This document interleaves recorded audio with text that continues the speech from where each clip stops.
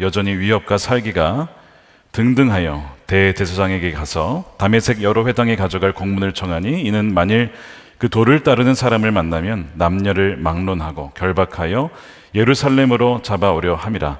사울이 길을 가다가 다메섹에 가까이 이르더니 호련히 하늘로부터 빛이 그를 둘러 비추는지라. 땅이 엎드러져 들음에 소리가 있어 이르시되, 사울아 사울아 네가 어찌하여 나를 박해하느냐 하시거늘, 대답하되 주여 누구시니이까? 이르시되 나는 내가 박해하는 예수라. 너는 일어나 시내로 들어가라. 내가 행할 것을 내게 이를 자가 있느니라 하시니, 같이 가던 사람들은 소리만 듣고 아무도 보지 못하여 말을 못하고 서 있더라. 사울이 땅에서 일어나 눈은 떴으나 아무것도 보지 못하고 사람의 손에 끌려 다메섹으로 돌아가서 사흘 동안 보지 못하고 먹지도 마시지도 아니하니라.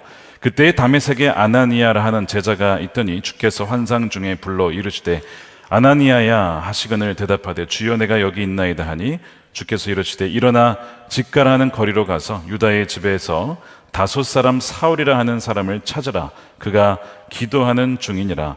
그가 아나니아라 하는 사람이 들어와서 자기에게 안수하여 다시 보게 하는 것을 보았느니라 하시거늘, 아나니아가 대답하되 주여 이 사람에 대하여 내가 여러 사람에게 듣사온즉 그가 예루살렘에서 주의 성도에게 적지 않은 해를 끼쳤다 하더니, 여기서도 주의 이름을 부르는 모든 사람을 결박할 권한을 대제사장들에게서 받았나이다 하거늘, 주께서 이르시되 가라. 이 사람은 내 이름을 이방인과 임금들과 이스라엘 자손들에게 전하기 위하여 택한 나의 그릇이라. 그가 내 이름을 위하여 얼마나 고난을 받아야 할 것을 내가 그에게 보이리라 하시니, 아나니아가 떠나 그 집에 들어가서 그에게 안수하여 이르되, 형제 사울아, 곧 내가 오는 길에서 나타나셨던 예수께서 나를 보내어 너로 다시 보게 하시고 성령으로 충만하게 하신다 하니, 즉시 사울의 눈에서 비늘 같은 것이 벗어져 다시 보게 된지라. 일어나 세례를 받고 음식을 먹음에 강건하여 지니라. 아멘. 하나님의 말씀입니다. 네, 사도행전 오랜만에 다시 돌아왔습니다. 15번째 시간입니다. 나의 택한 그릇이라는 제목의 말씀을 나누겠습니다. 오늘 이 사도행전 9장 말씀은 굉장히 유명한 말씀이죠. 예수님 이후에, 승천하신 이후에 교회의 역사상 가장 위대한 그리스도인이라고 꼽으라면 주저없이 사도 바울을 꼽을 것입니다. 바로 그 사도 바울이 어떻게 회심하게 되었는가가 오늘 본문의 말씀입니다. 이것은 사도 바울의 이야기이기도 하지만 동시에 저와 여러분의 이야기이기도 합니다. 왜냐하면 이러한 패턴이 모든 사람에게 반복되는 것은 아니지만 굉장히 흡사한 방식으로 우리에게 주님이 역사하시는 그런 패턴이기 때문에 그렇습니다. 여러분, 회심이란 무엇이죠? 회심과 유사하지만 다른 개념이 있는데 바로 개종이라고 하는 개념입니다. 누군가가 기독교로 개종했다라고 하면 이 개종이라고 하는 것은 어떤 사람이 다른 종교를 갖고 있다가 기독교로 혹은 다른 종교로 바꾸었다, 이것을 개종이라고 하죠. 그러나 개종했다고 해서 반드시 회심한 것은 아니라는 것을 여러분을 아셔야 합니다. 회심은 개종과 달리 성령의 구원 역사를 통해서 한 사람이 그 과거의 죄를 끊고 옛 생활을 벗어버리고 돌아서서 180도 돌아서서 마음과 뜻을 다하여 예수님께 복종하는 것, 그것을 우리가 회심이라고 합니다. 그래서 마음이 완전히 바뀌어 버리는 것을 의미하죠. 그래서 단지 교회에 출석한다고 해서 회심했다라고 단정지어서는 안 됩니다. 개종했다고 해서 회심한 것도 아니고요. 그 사람이 지금까지 살아왔던 삶의 방식, 방향과 과연 달라졌는가, 삶을 통해서 반드시 스스로 점검해 봐야 한다는 겁니다. 주님을 향해서 돌아서서 주님과 함께 동행하고 있느냐, 그 말씀에 순종하고 있느냐 라고 하는 것을 봐야 된다는 거예요. 만일 예수님을 믿었다고 하는데 그 이전의 삶과 동일하다고 한다면 아무리 그가 입술로 예수님을 믿는다고 하더라도 그는 회심한 것이 아닐 가능성이 굉장히 높다는 거예요. 그래서 회심한 것이 아니라고 한다면 아무리 교회에 나오고 스스로 그리스도인이라고 할지라도 그가 지금 죽으면 천국 갈 것이 아니라 그는 지옥에 가게 될 것입니다. 그러므로 우리의 영혼의 상태를 점검하는 것은 매우 중요합니다. 여러분 혹시 죄송하지만 스마트워치를 차고 계신 분들 계십니까? 왜 차시죠? 단지 시계 보시라고 차시지는 않으실 겁니다. 내가 하루 오늘 얼마나 걸었는지, 얼마나 많은 에너지를 소비했는지 다양한 것을 체크하고 트래킹하기 위해서 아마 차실 거예요. 우리 영혼과 우리 영혼을 살펴봐야 되는 것처럼, 우리 건강을 살펴보는 것처럼 사실 더 중요한 것은 우리 영혼의 상태를 점검하는 것이죠. 그런데 여러분, 영혼의 상태를 점검하고 계십니까? 내가 정말 주님을 향해서 달려가고 있고 주님과 같은 방향을 보고 있고 주님이 원하시는 뜻대로 살아가고 있는지를 마치 우리가 워치를 통해서 어떤 다양한 방식을 통해서 우리의 건강을 체크하듯이 점검해 보고 있느냐고 말씀을 드리는 겁니다. 너무 중요한 부분인데 우리는 그것을 놓칠 때가 많습니다. 그러므로 오늘 이 사울의 회심 이야기는 우리가 귀 기울여서 들어야 될 말씀이고요. 오늘 이 말씀이 저에게도 여러분들에게 들려지는 우리 주님의 말씀이 되기를 주님의 이름으로 축복합니다. 사울의 회심이 독특한 이유가 있습니다. 보통 우리가 회심이라고 하면 예수님을 안 믿는, 하나님을 안 믿는 사람이 믿게 되었다 이렇게 생각을 하죠. 그게 맞아요. 그런데 이 사울의 이야기가 왜 독특하냐면 그는 이미 하나님의 존재를 믿고 있었습니다. 하나님에 대해서도 잘 알고 있었습니다. 심지어 율법에 능통한 사람이었습니다. 무슨 얘기를 하는지 알고 계시겠죠? 하나님에 대해서 알고 내가 하나님의 존재를 믿는다고 해서 그가 회심한 것은 아닐 수 있다라고 하는 충격적인 사실을 지금 이야기하고 있는 거예요. 그는 무신론자였다가 예수 믿은 게 아니라는 거예요. 하나님의 살아계심을 알았어요. 그런데 그는 여전히 회심이 필요했던 것입니다. 어느 정도로 그가 신앙이 깊었냐면 바리새인이라고 불렸어요. 여러분, 이 바리새인이라고 하는 것은 우리 이제 성경이 굉장히 자주 나오게 되는데 가말리엘이라고 하는 유명한 이 바리새인의 학자가 있었습니다. 최고의 당대의 스승이었죠. 그로부터 이 바리새인으로부터 훈련을 받았습니다. 그래서 사도행전 22장에 보면 어떻게 자신을 소개하냐면 이 바울이 내가 조상의 율법에 엄한 아주 엄격한 학문적으로 아주 엄격한 교육을 받았고 하나님께 대하여서 열심히 있는 자라고 소개를 해요. 그런데 그는 예수님과 하고는 아무런 관계가 없었던 사람이었습니다. 여러분, 이것이 가능하다는 거예요. 종교적으로 굉장한 열심을 갖고 있고 하나님 말씀에 대해서 알고 있고 하나님의 존재에 대해서 너무나 확실하게 믿지만 예수님과는 아무런 관계가 없을 수 있다라고 하는 것이 이 사울의 형편이었습니다. 그래서 5절에 보시면 이제 예수님께서 이 사울에게 나타나셔서 말씀을 하시는데 여러분, 누군가가 내가 아는 목소리면 그냥 말만 들어도 누구네 라고 아시죠?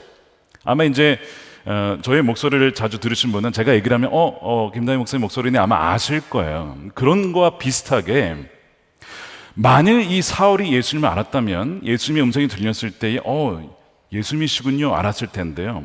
그가 뭐라고 얘기하냐면 주님 누구십니까? 이렇게 묻습니다. 여기서 주님은 예수님이라고 알아서 주님이라고 한 것이 아니라 뭔가 신적인 권위가 있는 음성이었기 때문에 이건 사람의 음성이 아니다 라고 해서 존칭해서 주님이었지 예수님이라고 알아서 물은 게 아니었습니다. 그러면서 누구시냐고 물어보는 거예요. 영어로 Who are you? 모른다는 거예요, 예수님을. 자, 생각해 보세요. 내가 그리스도인이라고 했는데 예수님의 음성을 들었는데 모르겠어. 누구의 음성인지 모르겠어. 누구시죠? 전화를 걸었는데 누구 전화가 왔어요. 음성을 들었는데 모르겠어. 그러면 누구시죠? 라고 하는 것과 같이 사울의 지금 예수님의 음성에 대한 반응이 누구신가요? 라는 반응이었습니다. 이것이 바로 반증하는 것이 무엇이냐면 그는 예수님과 아무런 관계가 없었던 사람이었어요. 평생토록 하나님의 존재를 믿고 하나님에 대해서도 알고 하나님의 말씀에 대하여 철저히 공부했던 사람인데 주의 음성을 들었을 때 누구시죠? 누군가가 천국에 가면 그렇게 얘기할 수도 있다고 합니다. 말씀 많이 들었습니다. 누구 이렇게 되면 이제 큰일 나는 겁니다. 더 두려운 것은요, 저는 정말 기도하기를 우리 교회에 어느 한 명도 이런 분이 없기를 원해요. 뭐냐면요, 마태복음 7장에 주님께서 너가 누구냐라고 묻는 장면이 나옵니다. 너는 누구냐? 내가 도무지 너희가 누군지 모르겠다. 여러분, 이거는 끔찍한 일입니다. 우리가 죽은 이후에 그런 일을 겪어서는 안 돼요. 주님 만났을 때의 음성이 너는 누구냐라고 해서는 안 된다는 거예요. 근데 그것을 방지하려면 방법이 있어요. 우리가 지금 이 땅에 호흡이 붙어 있을 때에, 생명이 아직 있을 때에 주님과의 살아있는 관계 속에서 그를 점검해 볼 수 있다는 거예요. 그런데 지금 이 사울은 주님의 음성을 듣고도 누구시냐고 묻는 겁니다. 더 충격적인 것은 말씀드린 것처럼 많은 그리스도인들의 반응이 이와 같을지도 모른다는 점입니다. 그나마 듣기라도 했으면 다행일 텐데 그의 음성을 못 듣고, 그나마 들으면 그나마 다행이죠. 누구시냐고 물어볼 수 있으니까. 근데 주님의 말씀을 하셨는데도 못 알아듣고 우리가 매일매일을 살아가고 있는 것은 아닌가를 여러분 돌아보셔야 됩니다. 지난 한 주 동안 100% 확신은 아니지만 그래도 내게 주님께서 이런 말씀을 하셨다라고 생각하는 분이 계십니까? 제가 손으로 들라고 말씀드리진 않을게요. 그리고 100%라고 확신할 수는 없어요. 그렇죠? 우리의 인식이 불완전할 수 있기 때문에. 그러나 분명히 성경의 약속은 내 양은 내 음성을 듣는다라고 했잖아요. 그러니까 그것이 듣는 것이 정상이지 못 듣는 것이 정상이 아닙니다. 그러나 많은 그리스도인들이 음성을 듣지 못한 채에, 아니면 듣고도 그것이 주님이신지 알아듣지 못한 채 살아갈 수 있는 거예요. 그것은 얼마나 오랫동안 교회를 다녔냐, 모태신앙이냐, 그거와 별로 아무런 상관이 없습니다, 사실. 왜냐하면 이 사울은요, 모태신앙입니다.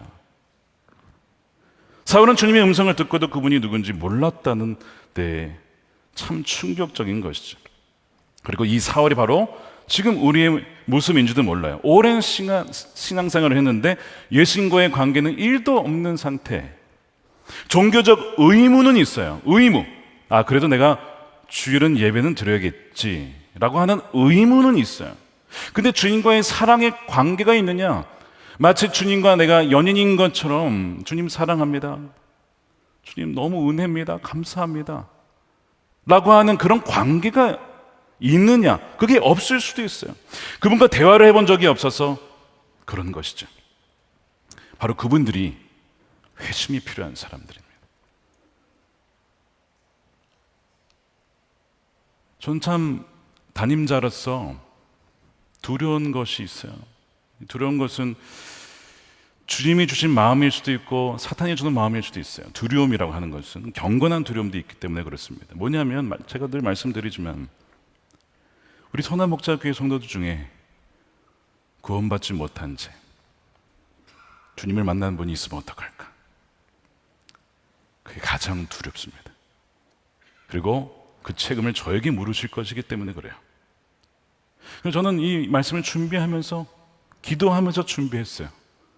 주님, 이 말씀을 듣는 우리 성도님들 어느 한 명도 주님을 모르는 자, 그 상태로 주님을 만난 일이 없도록 해주십시오. 그렇게 기도하면서 오늘 말씀을 준비했습니다. 사울의 회심이 독특했던 또 하나 이유가 굉장한 열심이 있었다는 거예요. 열심, 종교적인 열심이죠. 하나님을 향한 열심이 아무리 뜨겁고 깊어도 전혀 회심한 사람이 아닐 수 있다는 거예요. 사울의 열심이 무엇이었냐면 1절에 나와 있듯이 주님의 제자들에 대해서 위협과 살기가 등등해서 이 예수님을 믿는 사람들을 잡아다가 감옥에 가두는 것, 이것이 하나님이 원하시는 뜻이야라고 그는 확신을 했습니다. 그래서 그가 빌립보서 3장 6절에 자신을 이렇게 소개를 해요. 나는 8일 만에 할례를 받고 이스라엘 족속이요 베냐민 지파요 히브리인 중에 히브리인이요 율법으로는 바리새인이요. 그 다음에 열심으로는 교회를 박해하고, 이게 하나님의 뜻이라고 여겼던 거예요. 율법의 의로는 흠이 없는 사람, 이 모든 말씀을 지켜낸 대단한 사람입니다. 그의 열심은 교회를 박해하는 것이었대요. 이것이 바른 일이고 이것이 옳은 일이라고, 그래야 이것이 하나님을 기쁘시게 하는 일이라고 조금도 의심이 없었던 사람이 사울입니다. 그렇다면 사울은 왜 그리스도인들을 잡아다가 감옥에 가두는 것이 옳은 일이라고 확신했을까? 여러분 생각해 본 적 있으십니까? 아니, 아무리 그래도 사람을, 그 무고한 사람들을 잡아다가 넣는 것은 이거는 옳지 않은 일이라고 그냥 알 법도 한데, 하나님의 존재도 믿고 말씀도 아는 이 사울이 어떻게 이런 일을 할 수 있었을까? 왜냐면요, 바리새인으로서 받았던 그의 훈련 때문에 그렇습니다. 이 바리새인이라고 하는 건 일종의 별명이에요.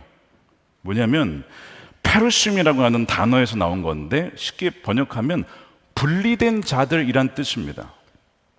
그들은 정결함과 거룩함에 대한 높은 기준이 있었어요. 그래서 이 수준을 유지하기 위해서는 이 거룩함과 정결함을 해치는 어떤 원천이나 어떤 것들로부터 분리되어야 된다라고 믿었던 사람들입니다. 그래서 이 율법을 엄격하게 지켰던 사울의 입장에서 이 그리스도인들은 어떤 사람들이었냐면 율법을 따르지 않는 죄인들이었어요. 그래서 그들을 다른 사람들로부터 분리시켜야 그들이 오염당하지 않을 수 있으니까 그들을 감옥에 가두는 것이 옳다, 이것이 하나님이 기뻐하신 일이다라고 그는 믿었던 것이죠. 그러니까 나는 옳고 그들은 틀렸으므로 틀린 그들을 따로 분리시켜야 된다, 이게 그의 가진 열정이었다는 것입니다. 또한 여러분, 이제 이스라엘 역사를 쭉 읽어보시면 이 하나님을 향한 이 열심이 어떻게 보면 전통으로 계속 내려옵니다. 그러면서 이런 열심이 어떻게 보면 이 이스라엘 사회에서 영웅과 같은 존재로 내려왔어요. 그 예가 어디에 나오냐면 민수기 25장에 나옵니다. 자, 하나님은요 질투하시는 하나님입니다.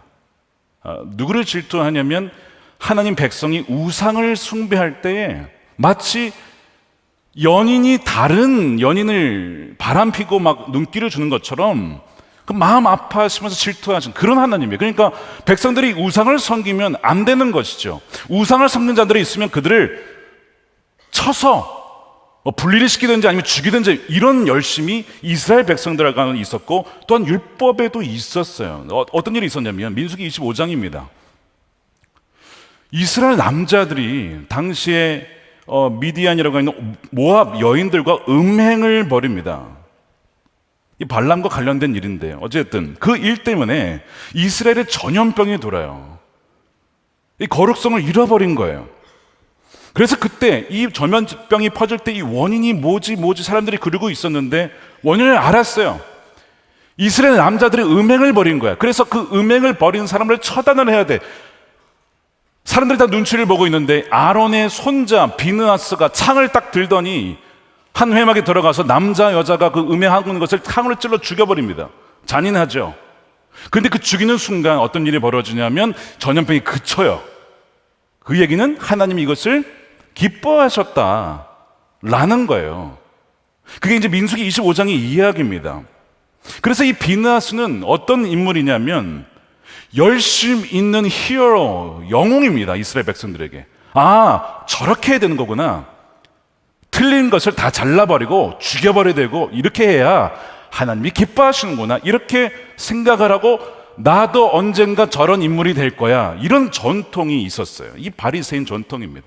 그리고 더 나아가서 열심당이라고 하는 하나님의 뜻을 위하여 폭력을 마다하지 않고 자신의 인생을 드리면서, 그래서 로마 제국 때 무력으로 항전하며 암살하며 이것이 하나님 원하시는 뜻이다라고 했던 무리들, 열심당, 뿌리를 찾아보면 바로 이 비느하스하고도 연결이 되어 있는 것이죠. 바로 이 열심당에 이 영감을 주고 모델이 된 사람이 비느하스예요.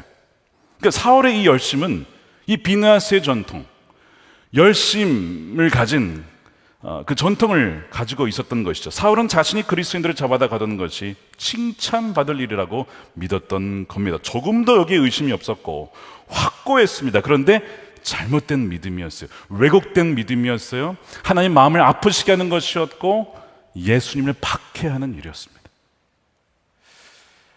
우리가 확신 있게 행하는 행동 중에 이것이 얼마나 잘못된 것인지 스스로 인식하지 못하는 경우가 참 많이 있죠. 우리가 무지하고 연약하기 때문에 그런 것이죠. 그런 또한 우리의 죄성 때문에 그런 것도 있습니다. 이 불도저와 같은, 아무도 막을 수 없는 이 사울의 열심과 열정을 막을 수 있는 자는 아무도 없는 것 같았습니다. 근데 그가 다메섹으로 가까이 갔을 때에 그 아무도 막을 수 없을 것만 같던 이 사울을 막은 자가 있었으니 바로 그분이 예수 그리스도, 그분이십니다. 그에게 환한 빛을 비추시더니 말씀을 하시는 거예요. 자, 3절이죠. 사울이 길을 가다가 다메섹에 가까이 이르더니 호련히 하늘로부터 빛이 그를 둘러 비추는지라 너무 당황스러웠습니다. 갑자기 너무나 밝은 빛이 오게 되면 여러분 이제 그림자가 없으면 아무것도 안 보이잖아요. 빛만 보이면 아무것도 안 보여요. 그러니까 갈 수가 없는 거예요. 그리고 너무 강한 빛에 눈이 보이지 않게 됩니다. 그러면서 음성이 들려오죠. 그것이 4절이에요. 땅에 엎드러져 들으며 소리가 있어 이르시되 사울아 사울아 내가 어찌하여 나를 박해하느냐 하시거늘. 아니 박해라니, 내가 지금 하나님 위해서 얼마나 열심히 바른 생활을 하고 있는데 나를 박해한다니 이게 무슨 뜻인가 했을 겁니다. 사울아 사울아 너가 참 열심이구나, 너가 참 옳은 일이 열심이구나, 잘하고 있다가 아니었습니다. 어찌하여 나를 박해하느냐. 언제 사울이 예수님 박해했습니까? 그리스도인들을 박해하고 그리스도인들을 모욕하고 그리스도인들을 비난하고 폭력적으로 혹은 입술로 비난하는 그 모든 것이 예수님을 박해한 것이었습니다. 이건 너무나 충격적인 거예요. 주님을 기쁘시게 하는 것, 주님을 위한다고 한 일이 실상은 주님을 힘들게 하는 것이었고 주님을 고통스럽게 하는 일이었습니다. 우리는 여기서 믿음에 대해서 좀 생각을 해봐야겠습니다. 왜냐하면 이 말씀은 우리에게 말하기를 확신에 차는 믿음 너무 중요하지만 더 중요한 것은 그 믿음이 향하고 있는 대상이 무엇이냐, 올바른 대상이 훨씬 더 중요하다는 것을 말씀하고 있습니다. 믿음 그 자체로는 사실 아무런 힘이 없어요. 그 믿음이 어디에 대한, 누구에 대한 믿음이냐가 훨씬 더 중요한 거예요. 아무리 확신에 차 있어도요, 그 믿음의 대상이 잘못된 것이라면요 많은 사람을 죽일 수 있습니다. 한번 예를 들어 볼까요? 여러분 히틀러를 한번 생각해 봅시다. 그는 확신했습니다. 제가 중국대 팀하고 이제 DC, 워싱턴 DC에 갔다가 홀로코스트 기념관을 같이 갔어요. 거기에 보면 이제 히틀러 영상이 나와요. 많은 내용이 있지만 그 중에 하나가 무엇이냐면 우리 게르만 민족이 다른 어떤 민족보다 우월하기 때문에 우리 민족이 다른 나라를 지배해야 된다. 그리고 유대인들은 열등한 민족이므로 이 세상에 존재해서는 안 된다고 다 죽여버리는 거예요. 그 사람들이 그걸 다 믿어요. 확신을 가져요. 그러면서 그를 시행합니다. 많은 수백만 명의 유대인들이 죽었어요. 자, 대단한 확신이죠. 엄청난 확신인데 그 방향이 잘못됐기 때문에 많은 사람을 죽이는 겁니다. 지금 사울과 똑같지 않습니까? 이것이 하나님을 위한 일이라고 하는 것이 실은 예수님을 박해하는 것이었고 교회를 무너뜨리는 것이었음을 그는 알지 못했다는 것이었습니다. 그러니까 이 사울의 믿음은 올바른 대상을 향한 믿음이 아니었던 것이죠. 박해자였던 사울은 예수님이 이스라엘의 메시아가 아니라고 확신한 거예요. 그래서 그를 따르는 복음을 따르는 자들을 죽이고, 아니면 죽였죠. 실제로 스데반을 죽였으니까요. 죽이거나 감옥에 가두는 것이 주님을 기뻐하신 일이라고 확신했는데 지금 환한 빛을 맞이하며 그 들려오는 음성을 들으니 이게 아니라고 하는 것, 지금까지 나의 삶이 다 이것이 가짜는 아니지만 다 무너질 것이었다는 것이 느껴졌을 때 그는 주저앉게 된 것입니다. 여러분, 지금까지 여러분들이 믿었던 것이 전부 잘못된 것이었다고 한번 생각해 보세요. 제가 지난주 토요일 날 통일민 교회 방문했는데 그 담임 전사님께서 그 얘기를 하시는 거예요. 탈북을 해서 남한에 왔더니 지금까지 자기 온 인생은 다 가짜였대요. 자기가 알고 있었던 거, 대한민국에서 들었던 거, 하나님에 대해서 들었던 거 모두가 다 거짓이었다는 거예요. 야, 내 인생이 송두리째 가짜구나. 거기서 확 무너지면서 회심을 하게 된 거예요. 그러니까 지금 이 사울이 그 경험을 하고 있는 것이죠. 내가 밖에 있던 그 사람들, 내가 옳고 그들이 틀렸다고 했던 그 사람 알고 봤더니 내가 틀렸고 그들이 옳았던 거예요. 그런데 나는 그들을 잡아다가 죽이기도 하고 감옥에 가두었으니 그 충격이란 뭐 이루 말할 수가 없는 것이죠. 근데 마찬가지로 여러분들 중에도 사울과 같이 회심이 필요한 분들이 혹시 계실지도 모르겠습니다. 내가 사울처럼 종교적으로 살긴 했지만 회심하지 않았을 수도 있어요, 여러분. 그러면 내가 회심했는지 안 했는지를 점검해 봐야 되는데, 뭐 여기서 이제 그 주제를 다 다룰 수는 없지만 핵심은 이겁니다. 내가 주님과 살아있는 교제와 관계가 있느냐는 거예요. 마치 우리가 만나면 서로 대화를 하잖아요. 어제 잘 잤어요? 식사는 하셨어요? 휴가를 갔다 오셨습니까? 일은 어떻게 하고 계세요? 대화가 있잖아요. 오고 가는 게 있잖아요. 살아있는 인격적인 관계잖아요. 물건 대고 얘기하는 게 아니잖아요. 인격적인 관계라는 게 이런 거 아닙니까?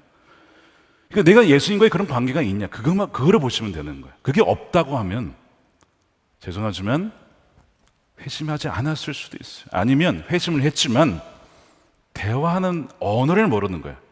뭐 그랬을 수도 있어요. 근데 먼저 내가 회심했는지를 점검할 때 세 가지를 점검해 보시면 좋겠어요. 예수님이, 여러분 누구십니까? 첫 번째, 예수님은 선지자시죠. 예수님은 말씀으로 우리에게 가르치세요. 그래서 내가 주님으로부터 가르침을 받느냐? 여러분, 지난 한 주 예수님께서 여러분들에게 어떤 가르침을 주셨고 어떤 교훈을 알려주셨습니까? 그게 없으세요? 지난 한 달간 돌아보세요. 그러면 한 달 없으세요? 있다면 내가 지금 주님으로부터 내가 교훈을 받았으니 내가 관계가 있는 것이구나 생각해 볼 수가 있죠. 두 번째는 예수님은 제사장이시죠. 내가 주님으로부터 죄사함을 받고 그리하여 더 이상 과거에 반복된 죄를 끊었는가? 주님과의 관계가 있는 사람은 더 이상 주님이 미워하시고 아파하시고 슬퍼하시는 것에 계속 머물러 있을 수는 없습니다. 말씀드린 것처럼 회심을 했는데 그전과 똑같이 살아간다, 회심한 게 아니라고요. 사울이 회심한 이후에 그의 전과 후는 완전 달라져요. 회심이라는 것이 바로 그런 거예요. 방향이 바뀌는 것이기 때문에 그렇습니다. 그리스도는 여전히 연약해서 죄에 넘어질 수 있죠. 우리 연약함이 있습니다. 근데 주님은 그 연약함에 대해서 뭐라 하지 않으세요. 불쌍히 여기시고 동정해 주시고 긍휼히 여겨 주십니다. 그런데 여러분, 우리가 정말 주님과 연합이 되었으면요, 우리에게 의로움과 거룩함과 구원함이 이제는 그 회심한 순간 우리의 것이 되는 거예요. 우리가 예수님의 그 포도나무에 접붙임 바 되었기 때문에 예수님의 생명 우리 것이 그 순간 된 거거든요. 나중에 되는 것이 아니고 바로 그 순간. 자, 그 말씀이 어디 있냐면 고린도전서 1장 30절 말씀입니다. 우리 함께 읽어보겠습니다. 시작. 너희는 하나님으로부터 나서 그리스도 예수 안에 있고 예수는 하나님으로부터 나와서 우리에게 지혜와 의로움과 거룩함과 구원함이 되셨으니, 아멘이죠. 되실 것이니 라고 했습니까? 되셨으니예요. 이 헬라어에는요, 한국에 없는 시제가 있는데 부정과거 시제, 이거 뭐 기억하지 않으셔도 좋습니다. 근데 이게 무슨 의미냐면 순간적으로 일어나면서 동시에 완결된 행동을 가리킬 때 이 시제를 씁니다. 그러니까 과거에 어떤 일이 벌어졌는데 그것이 그 사람에게 지금도 영향을 주고 완전한 영향을 준 그 시제를 표현할 때 이 아우리스라고 하는 부정과거 시제를 써요. 바로 이것이 그 단어입니다. 그러니까 예수님의 거룩함이 믿는 순간 나의 거룩함이 되고 의로움이 되고 구원함이 됐다는 거예요. 그것을 믿는 자에게는 실제가 된다는 것입니다. 자, 그래서 거룩하다는 것은 완전히 죄를 짓지 않는다가 아니라 연약해서 넘어질 수 있습니다. 그런데 의도적으로 고의적으로 죄를 짓지 않는다는 거예요. 반복적으로. 자, 그것이 로마서 6장 15절 몇 군절 있는데 한번 보겠습니다. 그런즉 어찌하리요? 우리가 법 아래에 있지 않고 은혜 아래에 있으니 죄를 지으리요? 영어로는 shall we sin이라고 했습니다. 우리가 의도적으로 죄를 짓겠냐? 그럴 수 있느냐? 그럴 수 없다 이거죠. 내가 어떤 죄에서 구원받았는데 내가 의도적으로 죄를 지어서 예수님을 다시 십자가에 못 박을 수 있겠느냐? 그럴 수 없다는 거예요. 완전한 변화가 있다는 겁니다. 즉시 요한일서 3장 9절 말씀을 함께 읽겠습니다. 시작. 하나님께로부터 난 자마다 죄를 짓지 아니하나니 이는 하나님의 씨가 그의 속에 거함이요 그도 범죄하지 못하는 것은 하나님께로부터 났습니다. 자, 죄송하지만 이 한글 번역이 죄를 짓지 아니한다고 하니까 다시는 어떠한 죄도 짓지 않는다 이렇게 해석을 할 수 있는 위험성이 있습니다. 그렇지 않아요. 그게 아니라 좀 더 이해를 돕기 위해서 제가 영어 표현을 보겠습니다. They cannot go on sinning이라는 표현이 있어요. 이게 무슨 얘기냐면 계속해서 반복적으로 의도적으로 끊임없이 동일한 죄에 있을 수 없다는 거예요. 누가 회심한 사람은 그 말씀을 하고 있는 겁니다. 이는 하나님의 씨가 그 안에 거하여서 범죄하지 못하는 것은 하나님께로부터 났기 때문에 우리 안에 연약한 죄, 무지로 인한 죄, 알지 못한 채 나도 모르게 어떤 누군가의 상처를 주거나 그런 거는 있을 수 있죠. 사람들은 없을 수가 없습니다. 그러나 고의적으로 이것이 분명 하나님께 죄가 된다는 것을 알면서 한두 번이 아니라 여러 번 계속해서 그럴 수는 없다는 거예요. 존재 자체가 바뀌었기 때문에 그렇습니다.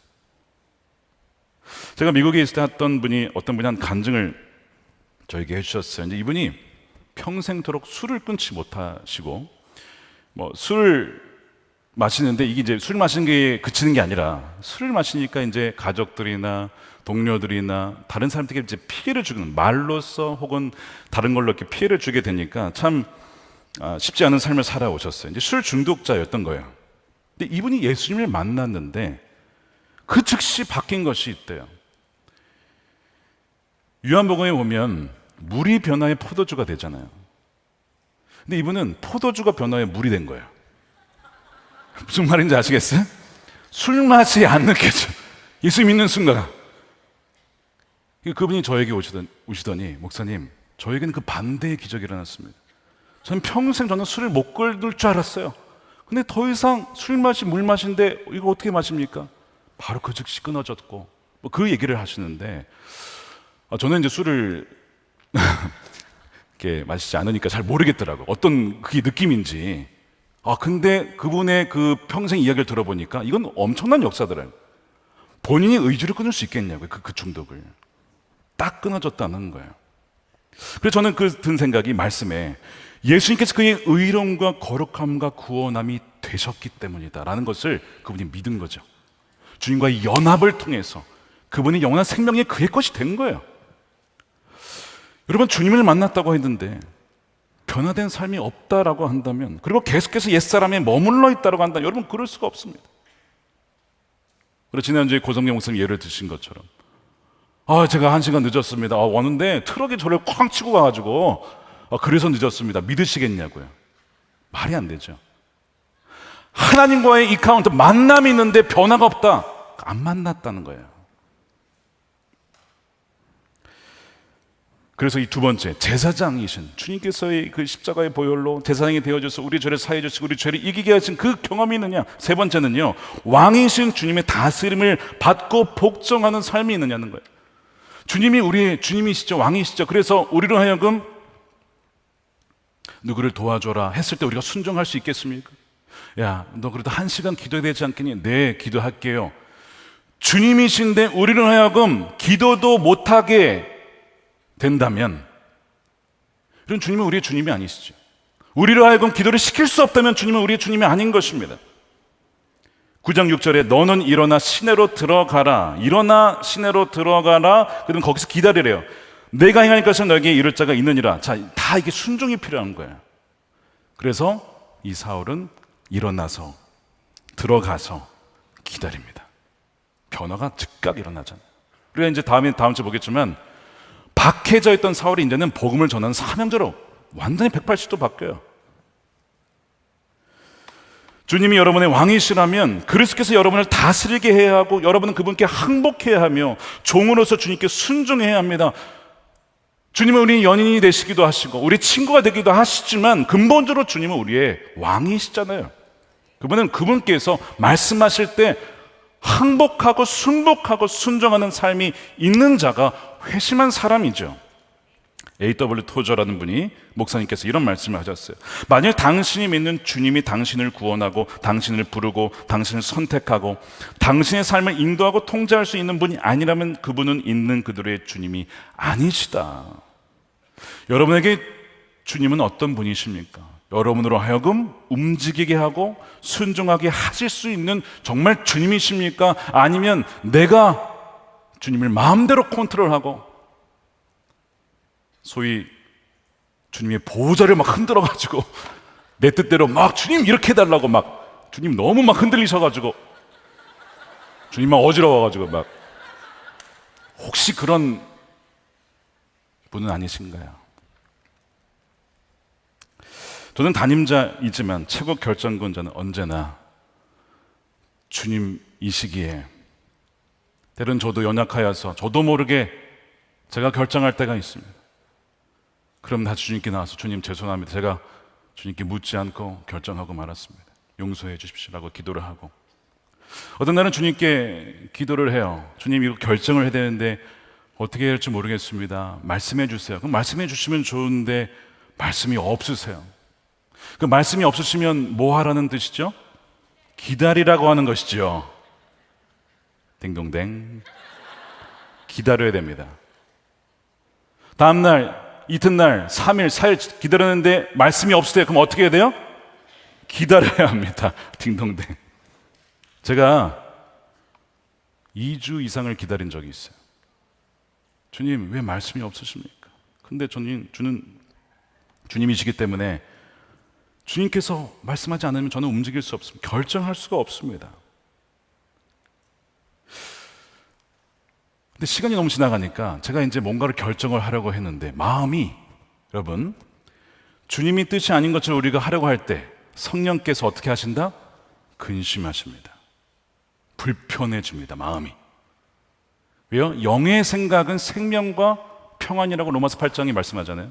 내 안에 평강이 없다. 무엇을 결정하는데 평강이 없다. 그러면 성령님이 막으시는 거일 가능성이 높아요. 그러니까 여러분 지금 이 왕이신 주님과의 관계가 여러분들의 삶 속에 있느냐는 걸 여러분 보셔야 된다는 거예요. 이 세 가지만 일단 보셔도 내 이 세 가지가 다 있느냐는 거예요. 여러분 다 있어야 됩니다. 저는 타협하고 싶지 않아요. 이 세 가지 다 있으셔야 돼요. 그게 정상적인 그리스도인이에요. 정상적인. 물론 여기서 연약해 있어서 때로는 우리가 그렇지 못할 때가 있죠. 완벽하지는 않으니까요. 그렇지만 우리의 흐름 자체가 그래도 방향 자체가 또 넘어지고 약간 좀 방황할 때도 있지만 그래도 주님이 원하시는 방향으로 가는 것이 맞거든요. 정반대 방향을 간다면 이건 아닌 것이죠. 내 마음대로 하고 주님 임명하신 일을 막 내가 마음대로 한다는 것은 회심한 그리스도인의 모습이 아니라는 거예요. 자, 그러면 이 회심의 은혜를 어떻게 누릴 수 있을까? 여러분, 전적인 하나님의 은혜입니다. 이거는 전적인 하나님의 은혜 없이는 우리는 어느 누구도 구원받을 수가 없어요. 그런데 감사한 것은 하나님께서 우리에게 먼저 베풀어 주시는 은혜가 있습니다. 그것을 신학적 용어로 선행하는 은총이다라고 불러요. 그래서 그 마음에 그 은혜에 반응하는 사람들은 회심할 수 있는 은혜가 주어지게 되는 것이죠. 자, 회심의 은혜, 이 사월의 과정을 보게 되면요, 하나님께서 어떻게 변화시키는지를 볼 수가 있는데 사월의 회심은 순간적이었지만 동시에 점진적이었습니다. 자, 기억하십시오. 사월의 회심은 순간적이었어요. 회심하고 전후가 완전 달라졌어요. 근데 동시에 그 회심이 있기까지 여러 가지의 과정들이 있어 왔습니다. 그런 점에서 점진적인 과정이었어요. 바울의 이 회심은 자신의 잘못된 열심에서부터 돌이킨 회심이었고 지금까지 자기가 부정해왔던 것을 향한 회심이었습니다. 그가 이제 사흘간 볼 수 없게 되죠. 그리고 아무것도 먹지 않습니다. 보지 못하고 먹지도 마시지도 아니하면서 3일간 기도를 해요. 하나님께 기도를 드린 겁니다. 무엇을 기도했을까요? 아마 지난 삶에 대한 회개 기도를 했을 겁니다. 전혀 근거가 없는 추론이 아닙니다. 왜냐하면 5절 말씀해 보시면 이렇게 되어 있어요. 대답하되 주여 누구십니까? 이르시되 나는 내가 박해하는 예수라 라고 한글 성경 끝나지만 이 구절을 킹 제임스 버전으로 읽게 되면 뒤에 추가된 구절이 있습니다. 이렇게 되어 있습니다. 가시체를 뒷발질하기가 너에게 고생이니라. 이 구절이 있어요. 이 구절은 뒤에 사도행전 26장에 사도 바울이 아그리파 왕 앞에서 자신의 회심 이야기를 다시 꺼낼 때 그때는 이 구절이 나옵니다. 근데 어쨌든 원래 5절에도 있었던 구절인 것 같습니다. 이게 무슨 내용이냐면 예수님께서 이렇게 말씀하시는 거예요. 사울아 사울아, 너 때문에 내가 힘든 것이 아니라 너가 힘들구나. 이 얘기를 하고 계신 겁니다. 사울아 사울아, 너가 너 자신에게 지금 무슨 짓을 하고 있는지를 잘 봐라.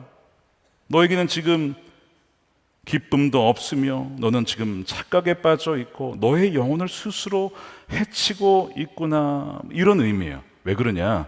여기서 나오는 이 가시체는 무엇이냐면 목동들이 쓰던 이 막대기에 가시가 돋쳐 있는 거예요. 그래서 양들이 길을 가다가 엉뚱한 데를 빠지면 목자들이 뭐라 하냐면 탁탁 칩니다. 그러니까 가시 막대기니까 아플 거 아니에요. 찔리면 아프지만 그걸 맞으면 다시 원래 자리로 돌아가죠. 그래서 구덩이나 다른 데로 빠지지 않도록 필요할 때마다 이 목자가 치는 것이 이 가시체예요. 그러니까 지금 이 사울의 인생에 주님께서는 지금까지 삶의 곳곳마다 뭘 했다는 거예요? 가시체를 친 거예요. 사울아, 너 거기 아니잖아. 툭툭 치는데 그때마다 어떻게 했다는 거예요? 발로, 아이, 누가 나를 건드려 이러면서 발로, 아이, 이러면서 그냥 자기가 옳다라고 생각하는 길을 그냥 계속 가는 거예요. 계속 거부하는 거예요. 선한 목자 대신 주님의 이 가시체를 거부해온 인생이 이 사울이었던 거죠. 자, 그러면 예수님이 언제 사울에게 가시체를 가지고 치셨을까요? 여러 가지가 있는데 먼저는 사울이 예루살렘에서 있을 때에 예수님의 말씀을 들었을 가능성이 굉장히 높습니다. 예루살렘이 여러분 큰 곳이 아니에요, 별로.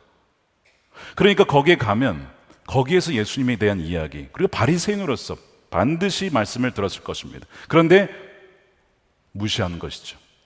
가시체를 무시한 거예요. 말씀을 들었는데 무시하는 거예요. 여러분, 우리에게도 주님께서 반복적으로 가시체의 말씀을 통해서 거기 아니다, 거기 아니야, 나에게 와야지, 나와 동행해야지, 더 이상 죄에 머물러 있어서는 안 되지라고 다양한 방식을 통해서 우리에게 가시체와 같은 말씀을 주시잖아요. 그때마다 여러분 어떻게 반응하셨습니까? 내게 주님께서 나를 사랑하셔서 좀 아프긴 하지만 말씀으로 나를 인도해 주시는구나, 그렇게 해서 회개하여 돌이키셨습니까? 아니면 말씀 참 지겹네, 정말 귀찮네, 또 이 말씀이야, 무슨 말씀을 해도 결론이 다 똑같아, 순종하라야, 믿어라, 이런, 회개하라, 가시체와 같이. 여러분, 전도서 12장 11절 함께 읽어보겠습니다. 시작. 지혜로운 사람의 말은 찌르는 막대기 같고 이 모두가 한 목자에게서 받은 것입니다. 찌르는 막대기와 같은 말씀으로, 요즘에 말씀 듣기가 너무 좋잖아요. 너튜브 가시면 진짜 말씀의 홍수잖아요. 근데 너무 많아서 뭘 들어야 할지 모를 수도 있죠. 그러나 어쨌든 예배당에서 말씀 함께로 묵상을 나누다가 통독을 하다가 다양한 방식으로 우리에게 주님 말씀하시는 거예요. 근데 사울은 거절합니다. 또 하나의 사울에게 다가온 가시체가 있었어요. 사람입니다. 자, 가시체는 주로 말씀 아니면 사람 아니면 환경, 이 세 가지로 옵니다. 사울에게 다가온 가시체의 사람 누구였을까요? 스데반이었습니다. 스데반. 사울은 스데반이 천사의 얼굴을 하고 있는 것을 보았어요. 죽어가면서도 저항하지 않고 저주하지 않고 자신을 죽이는 사람들을 위해서 죄를 그들에게 돌리지 말라고 하나님께 기도하는 그 장면을 보았습니다. 이 모든 것이 사울을 향한 주님의 가시체였어요. 사울아, 사울아, 제발 좀 깨달아라. 이 스데반이 죽어가는 모습을 통해서라도 너가 깨달아야 된다라고 하셨지만 그때도 그 사람이 죽는 것이 당연하게 여기면서 마음을 확 닫아버리잖아요. 그게 사울의 모습이었는데 이것이 역시 우리의 모습일 수 있어요. 우리에게 누군가가 다가와서 복음을 전하거나 말씀을 전하거나 너 순종해야 돼, 너 이렇게 살면 안 돼 하는데도 굳이 내가 옳다라고 나가는 분들이 계시다면 똑같은 거였죠. 똑같은 거. 지금까지 주님께서 가시체로 사울을 그렇게 인도해 오셨다는 걸 말하는 거야. 그런데 너가 발길질하면서 거부하지 않았느냐? 너가 참 안 됐다, 너가 고생이다라고 하는 거야. 주님이 무슨 고생이시겠어요? 너가 고생이지. 세상 짐을 다 지고 가니 너가 고생인 거지. 존 스토트가 쓴 자신의 회심에 대한 책이 있어요. 얇은 책이 나는 왜 그리스도인이 되었는가 라는 책에 보면 자신의 삶에 예수님께서 어떻게 가시체로 역사하셨는지를 두 가지를 얘기합니다. 하나는 소외됨이었어요. 그는 무신론자가 아니었습니다. 하나님의 존재를 믿었습니다. 근데 그분을 만난 적은 없는 거예요. 그러니까 회심하지는 못했던 것이죠. 그래서 하나님 마치 나로부터 멀리 계신 분이라고 느껴졌고, 하나님이 내게 관심이 없는 것처럼 느껴졌고, 냉담하신 분 것처럼 느껴졌습니다. 그리고 하나님 주위에는 뭔가 이렇게 안개가 가득 찬 것처럼 이렇게 다가가기가 좀 뭔가 모호하신 분이라고 생각을 했던 거예요. 근데 오히려 그것이 더 갈망이 일어나게 된 거예요. 하나님에 대해서 알고 싶다라는 갈망. 그게 이 소외됨, 뭔가 좀 멀어진 이것이 그에게 다가온 가시체 첫 번째 방식이었고, 두 번째는 패배감이었습니다. 실패한 거예요. 그가 젊은 시절에 나는 나중에 이런 인물이 될 거야 라고 꿈을 꿉니다. 근데 그 중에 뭐가 있었냐면, 나는 참 사랑이 많고 이타적이고 친절한 사람이고 이런 어떤 이 인물을 꿈꿨어요. 나는 그런 사람이 되어야지. 근데 어느 날 보니까 자기가 얼마나 이기적이고 자기중심적이고 심술궂고 교만한 사람인지를 깨닫게 돼요. 내가 꿈꿨던 모습은 이건데 나의 실제는 이거니, 이 괴리가 너무 괴로운 거죠. 이것을 그는 자기가 실패했다, 패배했다라고 그렇게 고백을 해요. 근데 그 패배감, 좌절감이 그에게 예수님이 주신 가시체였어요. 그러던 중에 한 설교자, 무명의 설교자의 메시지를 통해서 복음의 빛이 그에게 확 비칩니다. 그러면서 그가 회심을 하게 돼요. 그러면서 그가 마치 주님이 나를 쫓아오신 것을 이렇게 비유를 하죠. 주님께서 천국의 사냥개가 되셔서 나를 끈질기게 쫓아오셨다. 이 천국의 사냥개는 프란시스 톰슨이라고 하는 분 그 시에서 인용해 온 표현입니다. 하나님에게서 도망치고 도망쳐도 계속해서 따라오시고 추격해 오시는 그분으로부터 도망갈 수 없었다라는 것이죠. C.S. 루이스도 자신의 회심을 얘기를 할 때 이렇게 표현하죠. 체크메이트였다. 체크메이트는 여러분 체스를 두시면 마지막에 꼼짝달싹할 수 없는 그 상황, 항복할 수밖에 없는 상황. 하나님께서 나를 그 코너에 그렇게 몰고 가셨다는 거예요. 하나님 항복하겠습니다라고 나를 몰고 가신, 그래서 체크메이트라고 항복할 수밖에 없었던 것이라고 그렇게 고백을 했었죠. 여러분 혹시 소외감을 느끼는 분 계십니까? 주위에 아무도 없는 것 같으십니까? 혹은 실패하고 또 실패하고, 우리 오늘 젊은이가 주관하는 예배인데 청년 시절에 많은 실패가 있죠. 실패와 이 넘어짐과 이 모든 것들이 참 괴로운 일이지만 어쩌면 그것이 주님의 가시체인지도 몰라요. 나를 사랑하셔서 나로 하여금 나 자신을 의지하지 말라고, 아무리 확신이 있어도 내 자신을 믿는 믿음이 얼마나 허무하고 허망한 것인지를 깨달으라고 실패를 허락하시는 하나님. 나를 사랑하시는 거구나 깨달으셔야 된다는 거예요. 사랑하는 딸아, 아들아, 내가 스스로 너의 짐을 다 지어가고 주인 되어 살아가는 너의 삶이 참 안 됐구나, 너에게 참 고생이 많구나, 이제는 너가 주인 되어 살지 말고 나를 주인 삼아 너의 짐을 나에게 맡기렴 라고 주님께서 여러분들에게 말씀을 하시는 거예요. 이 놀라운 회심의 은혜가 여러분들에게 부어지게 되기를 축복합니다. 사흘간 볼 수도 없고 마시지 않았던 그 사울에게 하나님은 아나니아라는 사람을 보내시죠. 아나니아가 처음에는 두려워했습니다. 이 사울은 박해하는 사람인데 어떻게 그에게 가라고 하실 수가 있겠습니까? 라고 하다가 마음에 이제 계속 이런 얘기를 하는 거죠. 그 사람은 절대로 안 됩니다. 그 사람은 절대로 변하지 않을 것입니다. 사람은 고쳐 쓰는 거 아닙니다. 이런 식으로 아나니아가 막 이제 얘기를 하는데 하나님께서 뭐라고 하시는 거예요? 내가 그를 택하였다는 거예요. 우리는 저 사람은 안 됩니다. 다 바뀌어도 저 사람만큼은 안 됩니다. 라고 생각하는 경향이 있어요. 굉장히 오만한 것이죠. 우리는 무엇이든 하실 수 있는 주님을 제한해서는 안 됩니다. 함부로 누군가를 판단해서도 안 되겠죠. 그분께는 너무 어려운 일이 없기 때문에 그렇습니다. 야, 사울 바꾸는 건 나도 어려워. 그러지 않고 내가 그를 바꾸었다. 그러면서 15절에 이렇게 얘기하시는 거예요. 주께서 이르시되 가라, 이 사람은 내 이름을 이방인과 임금들과 이스라엘 자손들에게 전하기 위하여 택한 나의 그릇이라. 주님이 택하셨대. 그릇으로 택하셨대. 가장 열심히 있는 유대인이자 이방인에 대해서 반대했던 그가 오히려 이방인의 사도가 되었다는 이 아이러니하고 어떻게 보면 하나님의 유머 아닙니까? 박해자를 하나님의 사도로 삼으시다니요. 이방인을 가장 미워하던 그가 이방인을 위한 전도자가 되다니요. 가장 자격 없어 보이는 자가 자격이 있다라고 하시는 하나님의 놀라운 은혜인 것입니다. 여기서 이 그릇이라고 하는 단어 스퀴오스, 그릇, 항아리, 접시, 도구 혹은 악기로 번역이 됩니다.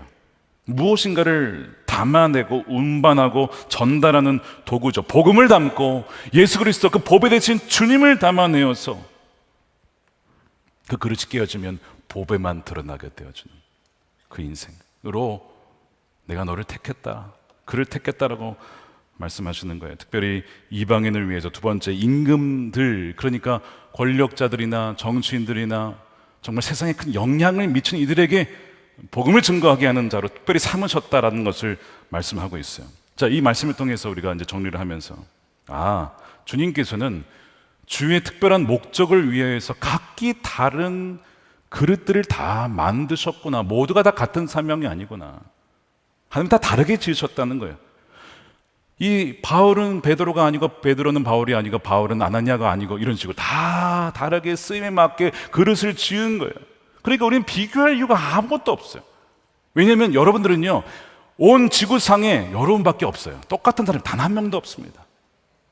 유일하게 지으신 하나님의 작품이에요. 하나님의 택한 그릇인 줄로 믿으시길 축복합니다. 비교할 이유가 없어요. 쟤는 저렇게 가는데 나는 뭐하지? 그럴 이유가 없다고요.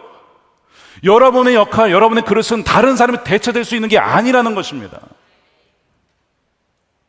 많은 청소년들과 청년들이 비교하면서 우울증에 빠지고 뒤처지는 것 같고 얼마나 힘들었는지 몰라요. 꼭 이것을 아셨으면 좋겠어요. 여러분은 세상에서 그 누구도 대체할 수 없는 유일한 하나님의 작품, 사랑받는 자녀라고 하는 것입니다. 이 하나님께서 이 택한 그릇을 위해서 사울을 어떻게 훈련시키시냐면 헬라 문화에서 이 헬라어를 배우게 하시고 유대인으로서 또한 유대 언어뿐만 아니라 문화와 율법과 이걸 다 배우게 하시죠. 가말리엘 밑에서 인류 교육을 받게 해줘서 어느 철학자와 붙어도 뒤지지 않을 만한 그런 훈련을 받게 하십니다. 그리고 양쪽을 다 아니까, 헬라 문화도 알고 이 유대인 문화도 아니까 양쪽을 다 오고 갈 수 있는 대사의 역할을 할 수가 있었어요. 게다가 로마 시민권자야. 로마 전역을 그냥 마음껏 다닐 수가 있네. 그러니까 베드로하고는 또 다른 모습을 갖고 있죠. 하나님 특별한 목적을 위하여서 사울의 특별한 환경 속에서 그를 지금까지 빚어오신 거예요. 만들어 오신 거예요. 굉장히 독특한 역할입니다. 게다가 천막을 지을 줄 알아가지고 비즈니스를 통해 가지고 이 재정적인 자립을 통해서 어느 곳에 가도 살 수 있게끔. 베드로는 어부만 계속 고기만 잡아야 되는데, 그렇죠? 이게 좀 다르잖아요. 말씀드린 것처럼 여러분, 이 원리를 기억하셔야 돼요. 눈송이 원리. 뭐냐면 눈송이는 같은 것이 하나도 없죠. 다 다르게 지으신 거예요. 그러니까 여러분, 오늘 이 말씀을 통해서 나는 베드로와 같이 혹은 바울과 같이 아나니아와 같이 다 다르게 하나님께서 지으셨고 나를 반드시 쓰실 그 어떤 목적이 있구나 하는 것을 여러분 아셨으면 좋겠어요. 아나니아가 말씀에 순종해서 이 사울에게 안수를 하죠. 이 아나니아가 없었으면 또 이 사울이 우리가 아는 바울이 될 수가 없었던 거예요. 안수하였을 때 17절에 보니까 이렇게 되어 있어요. 성령으로 충만하게 하신다. 예수님으로 충만하게 된 거예요. 이제는 아나니아를 통해서. 그러니까 그 역할을 하는 사람도 있어야 되는 거예요. 바울과 같이 앞에 나서서 나은 사람이 있고 뒤에서 그를 돕고 조력하고 그를 서포트한 사람도 있는 거예요. 다 하나님 나라의 역할이 다른 것이죠. 하나님 다 존귀하게 여겨주시는 것입니다. 그러므로 여러분, 우리가 어떤 그릇이 될지 우리가 정할 수는 없어요. 우리는 토기장이가 아니기 때문에 그렇습니다. 근데 분명한 것은 하나님은 우리를 다 택한 그릇으로 지으셨다는 것입니다. 우리가 할 것은 우리의 삶을 온전히 맡겨드리는 거예요. 하나님, 저를 부에 처하게 하실 수도 있고, 저를 가난에 처하게 할 수도 있고, 저를 높은 것에 두실 수도 있고, 저를 비천한 것에 두실 수도 있고, 국내에 두실 수도 있고, 해외에 두실 수도 있고, 어느 곳에 두시든지 제가 선택할 권한은 없습니다. 주님께서 저를 택하셔서 주의 기쁘신 뜻을 위하여 마음껏 사용하여 주옵소서 라고 여러분들을 드릴 때에 주님께서 여러분들을 통하여 그 일을 이루실 줄로 믿습니다. 우리는 우리 인생을 증명하기 위해 사는 것이 아닙니다. 하나님을 증명하고 예수 그리스도의 복음을 증거하기 위해 우리는 이 땅에 존재하는 것입니다.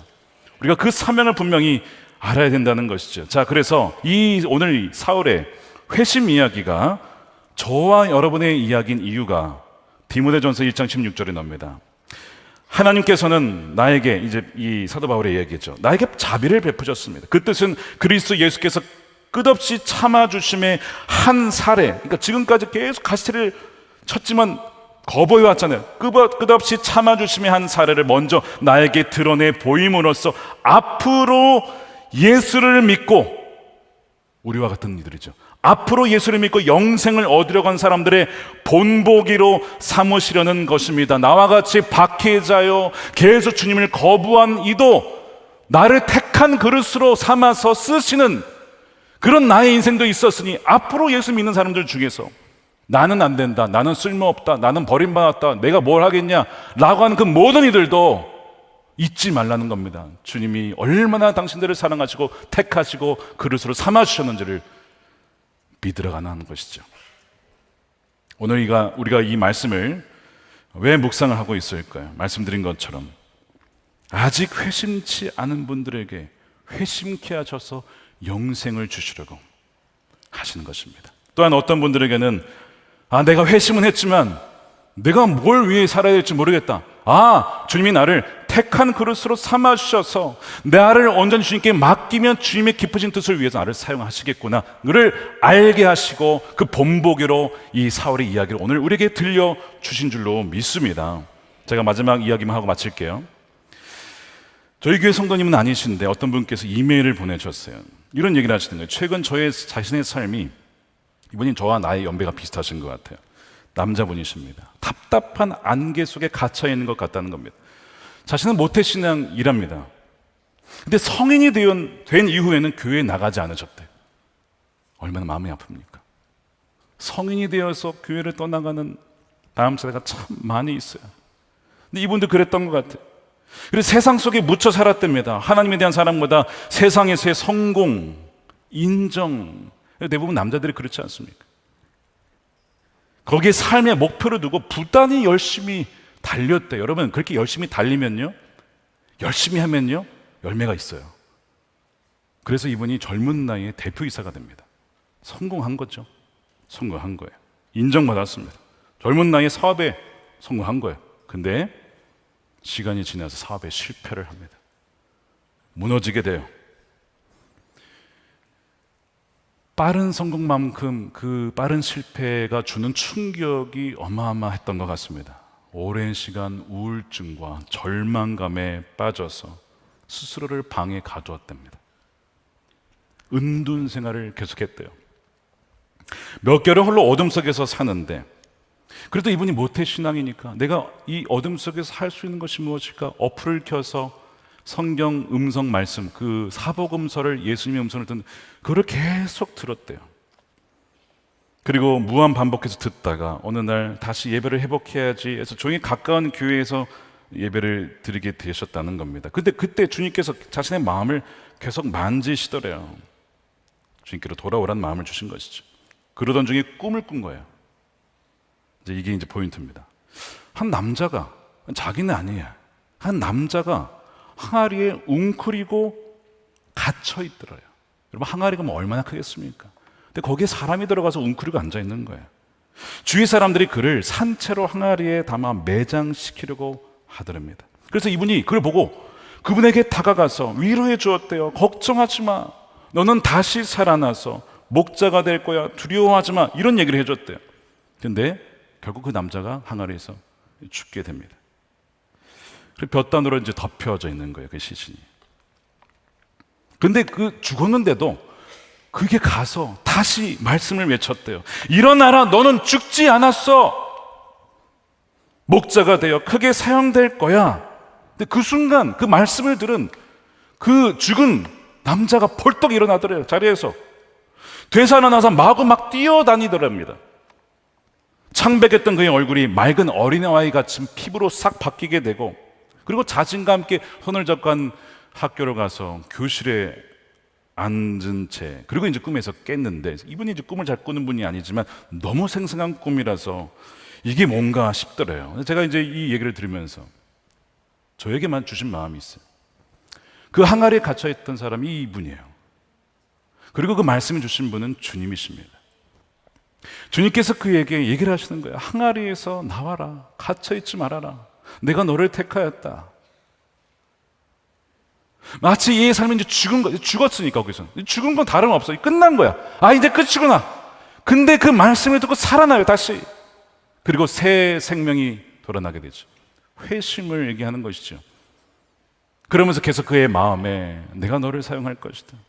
내가 너와 함께 할 것이다. 그 마음이 계속 들더래요. 근데 이제 마지막에 그런 얘기를 해요. 이제 서두에 나왔던 내용이긴 하지만, 목사님, 제가 많은 죄를 짓고 수많은 실패를 경험하며 결국 인생의 막다른 길목에서 다시 주님을 찾고 예배를 회복하고 주님을 바라보고 살고 있는데, 이것은 부모님께서 늘 저를 위해 기도해 주시기 때문에 제가 다시 유턴할 수 있었다라고 생각이 듭니다. 그의 곁에 아나니와 같은 사람이 있었어요. 절대로 포기, 넌 죽은 거 아니야. 너 인생 이대로 끝나지 않아. 라고 하는, 끝까지 믿어주고 끝까지 기도해주는 아나니와 같은 자가 있었기에 자기가 이렇게 다시 설 수 있었다라고 고백을 하신 겁니다. 사랑하는 여러분, 이와 같은 상황에 계신 분들이 계시다면 꼭 기억하십시오. 그 모든 것이 주의 가시채로서 여러분들을 죽기로 인도하시려고 하시는 주님의 은혜인 줄로 믿습니다. 사랑하는 여러분, 여러분들을 가장 독특하고 세계에서 유일한 분으로 여러분들을 만드셔서 주님의 택한 그릇으로 삼으셨습니다.